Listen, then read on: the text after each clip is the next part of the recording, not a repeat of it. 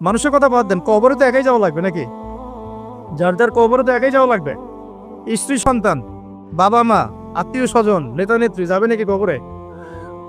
যারা আজকে আমাদেরকে মোহগ্রস্ত করে রেখেছে, মোহগ্রস্ত বোঝেন, দুনিয়ার মায়া মোহর মধ্যে ব্যস্ত করে রেখেছে, কেউ কি যাবে? ওই একটা হাদিস পড়লে চোখে পানি চলে আসে। মাইয়াতকে রাখা হয় কবরে, আর মাইয়াত পায়ের খসখস শব্দ শুনতে পারে। তাকে যারা দাফন করতে আসছে তার পায়ের খসখস শব্দ সে শুনতে পারে। আল্লাহ পাক শোনায়। আল্লাহ পাক শুনলে মানুষ শুনবে না? আল্লাহ পাক যদি দেখায় মানুষ দেখবে না? তো আল্লাহ যদি কাউকে কিছু শোনান তাহলে তো সে শুনবে, সে দেখবে, সে বুঝবে। এরপরে যখন তারা চলে যায় তখন সে একা নিথর পরে থাকে। যদি মুমিন ব্যক্তি হয় তাহলে মাথার দিক থেকে নামাজ আসবে, এই যে ডান দিক থেকে যাকাত, বাম দিক থেকে রোজা, পায়ের দিক থেকে অন্যান্য সৎ আমলগুলো এসে তাকে সঙ্গ দিবে। ফেরেশতারা প্রশ্নোত্তর পর্ব করবেন, সে ইনশাআল্লাহ তাআলা বুক ফুলি উত্তর দিয়ে দিবে ইনশাআল্লাহ। এখন দেখেন, এই যে প্রশ্ন করা হবে মান রব্বুক, কে তোমার রব? দুনিয়াতে যে আল্লাহর দিনই পালন করছে না সে কি উত্তর দিতে পারবে নাকি? মান রব্বুক, কে তোমার রব? আল্লাহর সাথে দুনিয়াতে শিরিক করছে, তো শিরিকের পাপে থাকলে কি মান রব্বুক উত্তর দিতে পারবে? জিজ্ঞেস করা হবে মা দিন, তোমার দিন কি? যে দিন ইসলাম আংশিক মানে না, উত্তর দিতে পারবে? আল্লাহ পাক বলছেন উদখুলু ফিস সিলমি কাফা, তোমরা পরিপূর্ণরূপে ইসলামে প্রবেশ করো। আল্লাহ কি বলছেন আংশিক রূপে প্রবেশ করো? বরং আংশিকতার শাস্তি আল্লাহ পাক বলছেন। সূরা বাকারা পড়ে দেখেন, 85 নম্বর আয়াত নাম্বার করে দিলাম, 84-85। আল্লাহ বলছেন আফাতুমিনুনা বিবাদিল কিতাবি ওয়া তাকফুরুনা বিবাদ, তোমরা কি আল্লাহর কিতাবে কিছু অংশ মেনে চলবে আর কিছু অংশকে ছেড়ে দিবে? ফামা জাযাউ মান ইয়াফআলু যালিক ইল্লা খিজয়ুন ফিল হায়াতিদ দুনিয়া, যারা এরকম আদর্শ চলবে, কিতাবের কিছু অংশ মানি, কিছু অংশ মানি না, আল্লাহ বলছেন দুনিয়াতেই তাদেরকে লাঞ্ছিত করে দিব আমি। এই যে পুরো বিশ্ব জুড়ে মুসলিমদের উপর লাঞ্ছনা আসে নাই, এইটাই কারণে আসছে। আমরা কিতাবের কিছু অংশ মানি, কিছু অংশ মানি না। এই যে প্রবাসীরা আপনারা এখানে আছেন অনেকে, আপনাদের রেমিটেন্স থেকেই তো চলে রিজার্ভ, এটা একটা অন্যতম সোর্স। এর ইকোনমিক সেকশনে পড়াশোনা করেন বা করেছেন তারা জানেন, বুঝবেন এগুলো। তো এই পরিশ্রমের ফসল, মাথার ঘাম পায়ে ফেলে কি অবর্ণনীয় কষ্ট সহ্য করে যে এই কাজগুলো করে মানুষ। আমরা যতবার অ্যাব্রডে গিয়েছি, যাওয়ার সুযোগ হয়েছে, আমরা দেখেছি প্রবাসীদের যে কি কষ্ট, খাওয়ার কষ্ট, থাকার কষ্ট, ঘুমের কষ্ট। সুবহানাল্লাহ, কয়দিন আগে আমি কক্সবাজার একটা সফর ছিল, ওখানে যে একদম শেষ পয়েন্ট যেটা নাফ নদীর সামনে টেকনাফ, ওই পর্যন্ত আমরা একটু ঘুরতে গিয়েছিলাম ঘোরার জন্য। ওখানে বিজিবিদের ক্যাম্প, বিজিবি সদস্যদের ক্যাম্প আছে। কি যে অবর্ণনীয় কষ্ট স্বীকার করে তারা সীমান্ত পাহারা দেয়, কল্পনা করতে পারবো না। এত কষ্ট। 4 থেকে 5 ঘন্টা ঘুমানোর সময় পায়, 24 ঘন্টা কি 30 ঘন্টার মধ্যে। তার মধ্যে 1 ঘন্টা সময় দেওয়া, 1 ঘন্টার মধ্যে তার খাওয়া, গোসল, তার যে স্তেঞ্জা, তার বাসায় কথাবার্তা বলে 1 ঘন্টা। ওই যেখানে দাঁড়িয়ে আছে ওইখানেই দিন হচ্ছে রাত হচ্ছে। তো খুব ভালোবাসে তারা আমাকে, আলহামদুলিল্লাহ। আমাকে বলছে যে আপনার লেকচার শুনি, মাশাআল্লাহ। তো আমাদের কষ্টের কথাগুলো একটু বললেন মানুষকে। তো বললাম যে আপনাদের কষ্টের কথা মানুষকে বললে মানুষ বুঝবে না। কখন বুঝবে? যখন তাদেরকে ওই জায়গায় দাঁড় করা দেওয়া হবে। যারা উপরে আছে ওদেরকে একবার করে ডিউটি দেওয়াবেন, তাহলে বুঝবে যে কষ্ট থাকে। বুঝতে পারেন নাই? সেনাবাহিনীর সদস্যদের যে কষ্ট, এগুলো আপনারা বুঝবেন না। পুলিশ প্রশাসনের বাইরে আছে না, যে কষ্ট করে, এই কষ্টগুলো মানুষ আসলে কি জন্য করছি আমরা এখন? উত্তর কি? যদি এই কষ্টের উদ্দেশ্য হয় শুধুই দুনিয়া, তাহলে এই কষ্ট দুনিয়াতেই শেষ হয়ে যাবে। আর যদি এই কষ্টের উদ্দেশ্য হয় দুনিয়া এবং পরকাল, যে আমি এর সাথে দিনের স্বার্থ জড়িত থাকে, প্রত্যেকটা সেকেন্ড আপনি নাকি পাবেন ইনশাআল্লাহ। একটা হাদিস এসেছিল, ওনাদেরকে শোনাইছে হাদিসটা, যে একটা হাদিস এসেছে যে মুসলিম রাষ্ট্রের সীমান্ত পাহারা দেওয়ার জন্য যারা এভাবে বিনিদ্র রজনী কাটায়, তারা এই যে তাহাজ্জুদ গোজার, সওম পালনকারীদের সমান নেকি পায়। এবং ওই অবস্থা যদি ইন্তেকাল হয়ে যায়, শহীদ হয়ে যাবে ইনশাআল্লাহ। তো দেখেন ভাই, এই যে পরিপূর্ণ জীবন ব্যবস্থার কথা বলছি, প্রবাসীদের কথা থেকে এখানে আসছিলাম, যে তাদের যে কষ্ট, আমরা দোয়া করি যে আল্লাহ পাক তাদের জন্য কষ্টগুলো লাঘব করে দেন এবং তাদের পরিবারগুলোকে আল্লাহ পাক যেন ইসলামিক পরিবার রূপে কবুল করেন। অনেক সময় দেখা যায় যে প্রবাসের স্বামী এদিকে বাসায় স্ত্রী পরকীয়া করতেছে, দেখেন নাই? কত ঘটনা এবং ঘটতেছে। তো এরকম নিমক হারাম মহিলাদের সাথে সংসার করবেন না। সুন্দর মতো বসবেন, বসে সেপারেট করে দিন। এসব এসব নিয়ে চলার কোনো মানে হয় না তো। আপনি প্রবাসে গিয়ে মাথার ঘাম পায়ে ফেলে রেমিটেন্স পাঠান, টাকা পাঠান, আপনার টাকা দিয়ে পরিবার চলে, সমাজ কল্যাণমূলক কাজ হয়, দেশে জিডিপি বাড়ে, রিজার্ভ বাড়ে। আপনার পরিবারের বউ এসে এই কাজ করবে? শান্তভাবে বসে চুপচাপ ছেড়ে দিন, দরকার নাই। দুনিয়াতে একটা শিক্ষা নিয়েছি, দুনিয়ার শিক্ষা হচ্ছে দুষ্ট গরু চেয়ে শূন্য গোল অনেক ভালো। দুষ্ট গরু চাইতে শূন্য গোল অনেক ভালো। আর মানুষ যখন আল্লাহকে পেয়ে যায়, হ্যাঁ, মানুষ যখন আল্লাহকে পেয়ে যায়, তখন সে দুনিয়ার আসল বাস্তবতা বুঝতে পারে, দুনিয়া কি জিনিস। আলী রাদিয়াল্লাহু আনহুর একটা বই পড়ছিলাম, উনার যে মানে দর্শনগুলা, উনার যে মানে চিন্তাভাবনাগুলো, উনার কিছু লেখা ছিল, কিন্তু এগুলো সব জায়গায় আসে নাই। এই বইগুলো সবাই পায় না, কিন্তু রেয়ার বই। তো ওখানে দুনিয়ার এক্সাম্পল দিচ্ছেন উনি বলছেন দুনিয়া এমন জায়গা যেখানে কেউ যদি ডুব দেয়, সমুদ্রে ডুব দেওয়ার মতো জাস্ট ডুব দেয়, তাহলে তার আমল, যত নেক আমল, সব আমল কমে আসবে। এটা কিন্তু বাস্তব। দুনিয়াতে ডুব দিবেন আপনি, দেখবেন আপনার নেক আমলগুলো কমে আসতেছে। তিনি বলছেন দুনিয়া হচ্ছে সাপের মতো। কেমন?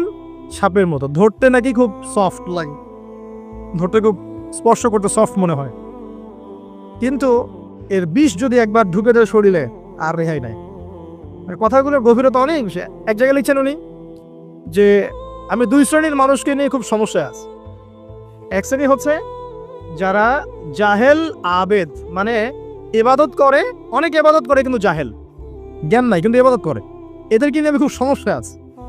আর এক শ্রেণী হচ্ছে যারা ব্যক্তিত্বহীন আলেম, এদেরকে নিয়ে আমি সমস্যা আছে। আলেম কিন্তু কোনো ব্যক্তিত্ব নাই, এই জন্য মানুষ তার কাছে আসে না, দূরে সরে যায়। ব্যক্তিত্বহীনতার কারণে অনেক আলেম থেকে মানুষ দূরে সরে যায়, কিন্তু একজন আলেম যদি ব্যক্তিত্বশীল হয়, মানুষ তার কাছে আসে। খেয়াল করে দেখবেন। তো উনি বলছেন আমি এই দুই শ্রেণীর মানুষকে নিয়ে সমস্যা আছে। আর পড়তে শুরু করলে মনে হয় যে পড়তেই থাকি। বলছেন যে আমি অনেক জায়গায় ঘুরলাম, অনেক কিছু দেখলাম, শুনলাম, বুঝলাম, শেষে গিয়ে বুঝলাম যে মানুষ শুধু স্বার্থের জন্যই মানুষের কাছে থাকে। বলছে কথা। তিনি বলছেন তুমি যদি ভালোবাসাকে বাড়াতে চাও তাহলে মানুষের সাথে খুব বেশি মেলামেশা করতে চাও। একটু কম মেলামেশা করো, একটু দূরত্বে থাকো, তোমাকে মানুষ ভালোবাসবে। আর তুমি যদি খুব বেশি ডুব দাও না, তখন তোমার মূল্য আর ব্যক্তিত্ব নষ্ট হয়ে যাবে। এক একটা কথা কতগুলো বলে শেষ করব, অনেক আছে। এক পর্যায়ে তিনি ফাতিমা রাদিয়াল্লাহু আনহা যে ইন্তেকাল, এই ইন্তেকালকে নিয়েও দুটো লাইন লিখেছেন। এই লাইনগুলো পড়তে গিয়ে চোখ দিয়ে পানি চলে আসছে। তিনি বলছেন তোমাকে কতদিন দেখি না, কতদিন ছুঁয়ে দেখি না, কতদিন তোমার কাছে যাই না। সবাই বলে তুমি আমার থেকে দূরে, কিন্তু সত্যি কথা হচ্ছে তুমি আমার কলিজার ভিতরে আছো। এমন করে লিখেছেন ফাতিমা রাদিয়াল্লাহু আনহা সম্পর্কে।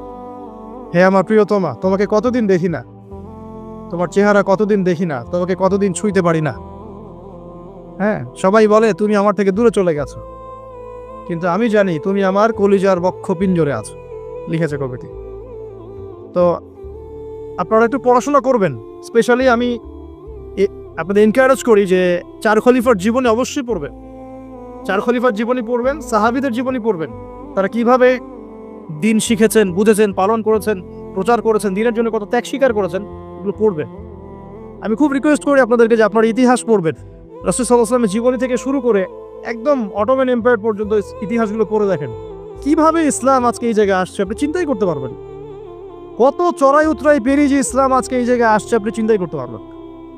প্রিয় ভাইরা, আমাদের নবীজি সবচেয়ে ভালো মানুষ হওয়া সত্ত্বেও তাকে কিন্তু গালি খেতে হয়েছে এবং হত্যার চেষ্টাও করা হয়েছে।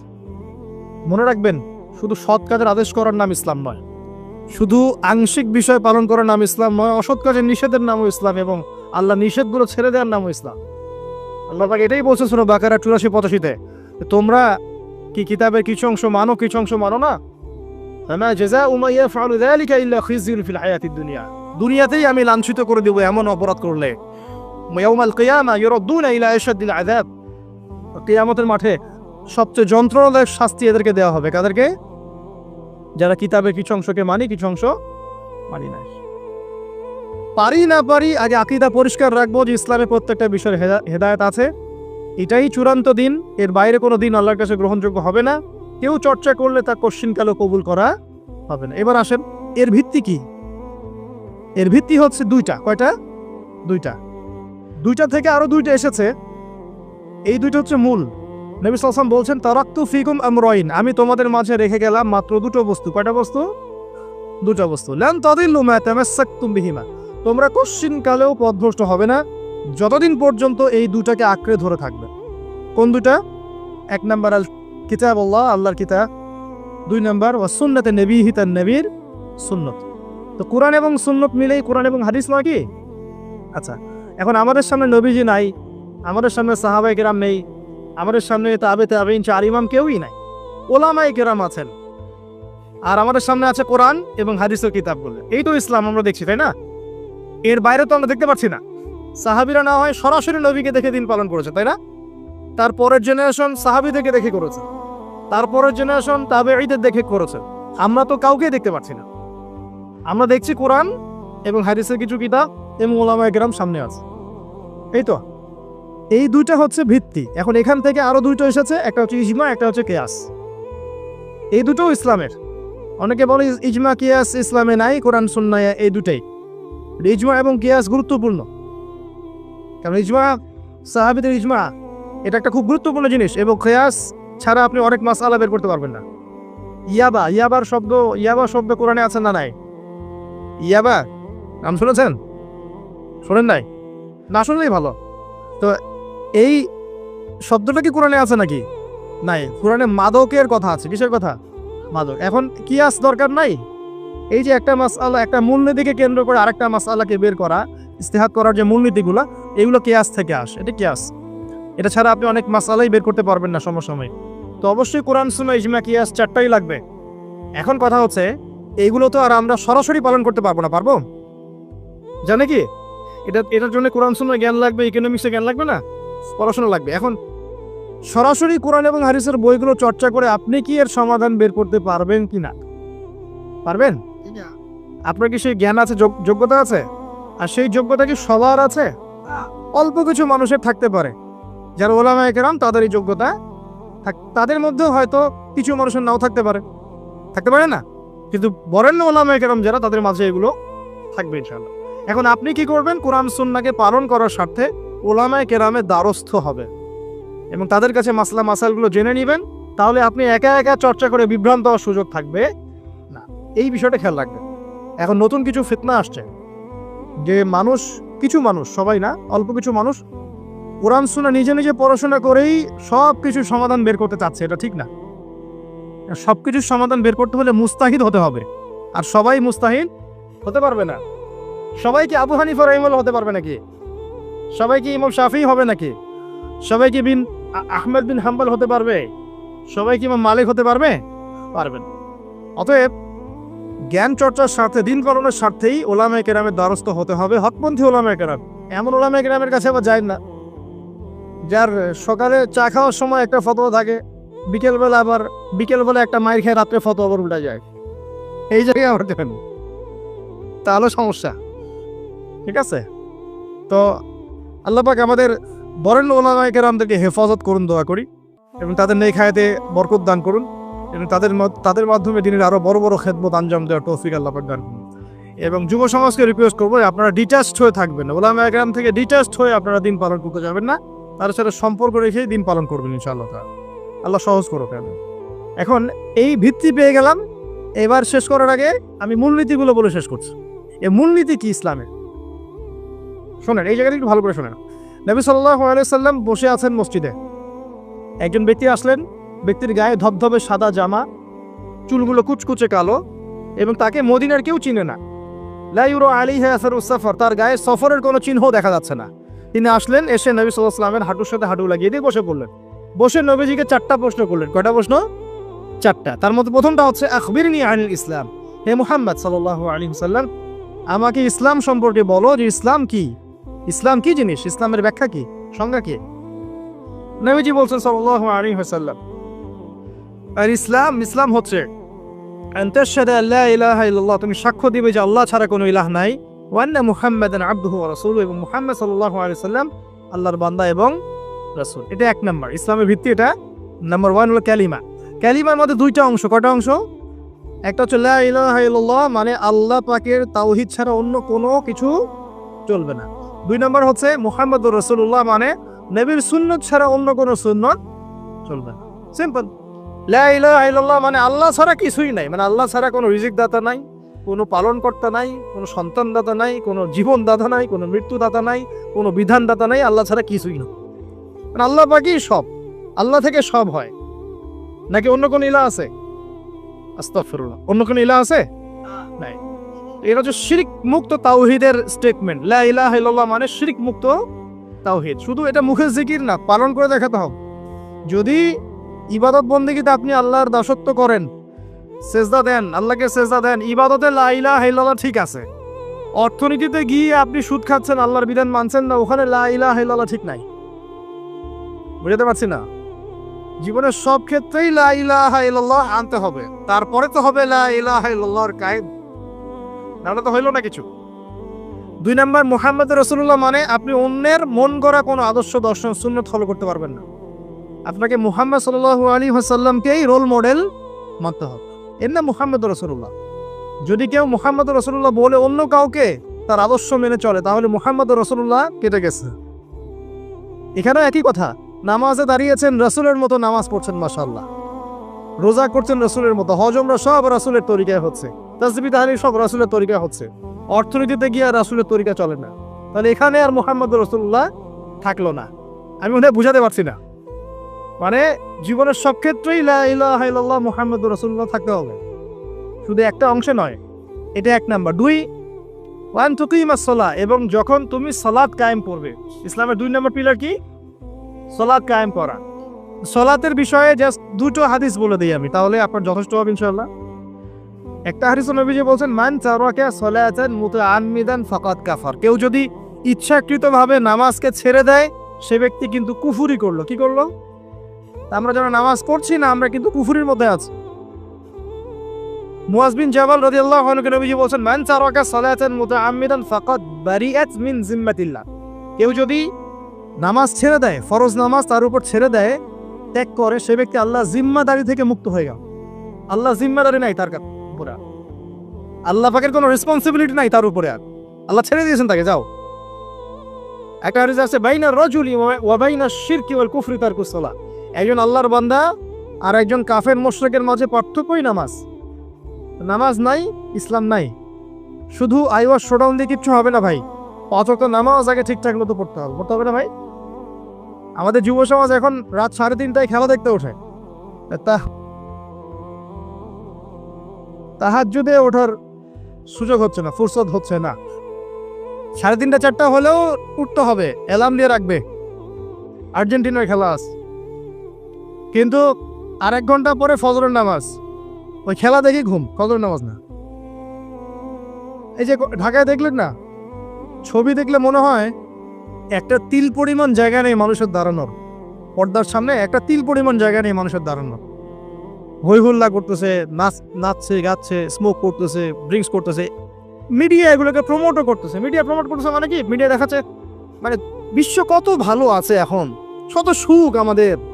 হ্যাঁ, আমাদের সুখী সুখ, খালি সুখে সমৃদ্ধ জীবন যাপন করতেছে, খেলা দেখতে নাচতেছে নাকি? অথচ দেখেন ইকোনমিক সেকশনের কি অবস্থা, দেখেন কি অবস্থা দেশ। এই যে আমাদের সমাজের, যুব সমাজের নৈতিকতার অবস্থাগুলো দেখেন। ওদের ভাবখানা এমন যে খুব সুখ আমার জীবনে, খেলো আর খেলো। খেলার দলিল তো কোরআনে আছে তো। হ্যাঁ, আল্লাহ পাক বলছেন এই দুনিয়ার জীবনটা হচ্ছে খেলতামাশার দোকান। খেলার দলিলও কোরআনে তো আছে। ওমা হাদিহিল হায়াতু দুনিয়া ইল্লা মাতাউল গুরুর, এরকম একটা আয়াত আছে সূরা হাদীদের মধ্যে। আল্লাহ পাক বলেছেন যে ইয়ালামু, তোমরা জেনে রাখো, আন্নামাল হায়াতু দুনিয়া লাইবু ওয়া লাহু, তোমরা জেনে রাখো যে এই দুনিয়ার, পুরো দুনিয়ার জীবনটাই খেলতামাশা। ওয়া লাহু, ঠাট্টা, হাসি ঠাট্টা, মানে এটা কি বলা বাংলা দিয়ে, ভ্রম, মায়া, মোহ, ভ্রম। তোমরা জেনে রাখো দুনিয়ার জীবনটা খেলতামাশা, ভ্রম, মিছে মায়া। ইয়ালামু আন্নামাল হায়াতু দুনিয়া লাইবু ওয়া লাহু ওয়া যিনাতু ওয়া তাফাখুরুম বাইনাকুম ওয়া তাকাসুর, এবং দুনিয়ার জীবন হচ্ছে একে অপরের সাথে প্রাচুর্যের প্রতিযোগিতা, এগুলা আল্লাহ পাক বলছেন, তো খেলার দলিল তো কোরআনেও পাওয়া যাচ্ছে না? দুনিয়ার জীবনটাকে আল্লাহ বলছে ওয়া মা হাযিহিল হায়াতুদ দুনিয়া ইল্লা মাতাউল গুরুর, পুরো দুনিয়ার জীবনটাই হচ্ছে মাতাউল গুরুর, প্রতারণা, ধোঁকা, মরিচিকা ছাড়া কিছুই না। আর প্রমোট করা হয় যে বিউটি কন্টেস্ট হচ্ছে, মনে হচ্ছে কত সুখ আমাদের। হ্যাঁ, মেয়েরা একদম অর্ধনগ্ন নগ্ন হয়ে ফ্যাশন শো করছে, প্রমোট করছে, দেখো এগুলো সবাই কি সুন্দর জিনিস, কত সুখ, কত সুখে আছি আমরা। খেলতেছে মানুষ, দেখো ব্রাজিল আর্জেন্টিনা খেলা হচ্ছে, কত সাপোর্টার, কত সুখ, কত মজা, কত লাজ্জাত দুনিয়াতে। হ্যাঁ, মানে কি প্রমোট করতেছে দেখেন। মানে রিয়েলিটি, একটা কথা বলেছি অনেক লেকচারে যে এই ফিতনাময় যুগ, দাজ্জালের যে যুগটা হবে না, ওই যুগে বাস্তবতা আর ভিজুয়াল ওয়ার্ল্ড হবে আকাশ পাতাল পার্থক্য। মানে যা আপনি দেখবেন সেটা সত্য না, ভিতরের বিষয়টা সত্য, যেটা আপনি দেখতে পাচ্ছেন। যা আপনি দেখবেন সেটা সত্য না, যা সত্য তা আপনি দেখতে পাচ্ছেন না। খিদিরের মতো নৌকা ফুটা করলেন কেন? সন্তান হত্যা করলেন কেন? বাচ্চা হত্যা করলেন কেন? আর এই যে দেয়াল নির্মাণ করলেন কেন? তিনটা ক্ষেত্রে মুসা আলাইহিস সালাম ভ্যাটো দিচ্ছেন, খিদির আলাইহিস সালাম বলছেন যে এর পিছনে কারণ আছে। কারণ আছে না? বাহ্যিকভাবে যে এটা দেখছেন চোখ দিয়ে, এটা সত্য নয়। ভিতরে যেটা আছে ওটা সত্য, ভিতরটা সবাই দেখতে পারবে না।